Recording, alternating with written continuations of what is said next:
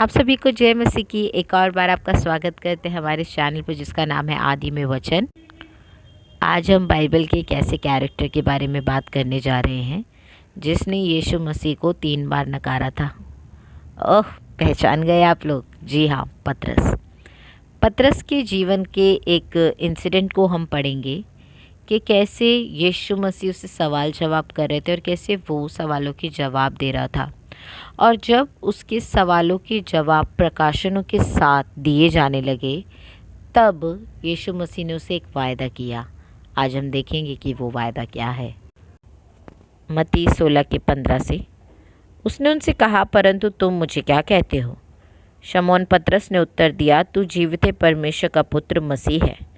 यीशु ने उसको उत्तर दिया, हे शमौन योना के पुत्र, तू धन्य है, क्योंकि मांस और लहू ने नहीं, परंतु मेरे पिता ने जो स्वर्ग में ये बात तुझ पर प्रकट की है। और मैं भी तुझसे कहता हूँ कि तू पतरस है, और मैं इस पत्थर पर अपनी कलीसिया बनाऊंगा, और अधोलोक के फाटक उस पर प्रबल न होंगे।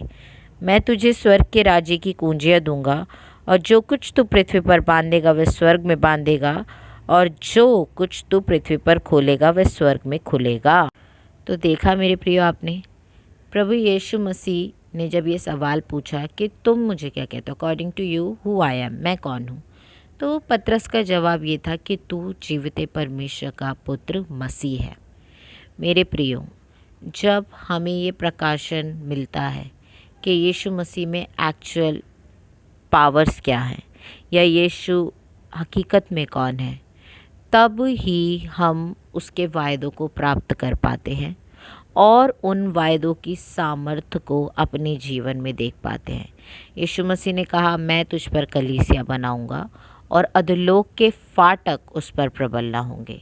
मेरे प्रियो, ये वचन सिर्फ पतरस के लिए नहीं था, लेकिन यदि आज हमारे जीवन में ये प्रकाशन है कि यीशु मसीह ही जीवित परमेश्वर का पुत्र है, जो हमारे लिए मरा, गाड़ा गया और जी उठा, तो डेफिनेटली हमारे ऊपर भी हालेलुया अधोलोक के फाटक प्रबल ना होंगे, और जो कुछ आप पृथ्वी पर खोलेंगे वह स्वर्ग में खुलेगा, और जो पृथ्वी पर बांधेंगे वह स्वर्ग में बंधेगा।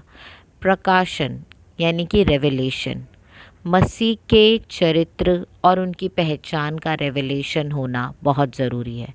जब हम उनके रेवलेशन, उनके प्रकाशन, उनकी पहचान को जानते हैं, तभी हम यीशु मसीह की सामर्थ को पकड़ पाते हैं, यीशु मसीह की सामर्थ को जान पाते हैं, और तभी विश्वास के कारण वो सामर्थ हमारे अंदर कार्य करती है। मेरे प्रियो, यीशु मसीह को और जानिए। प्रभु आपको आशीष करे।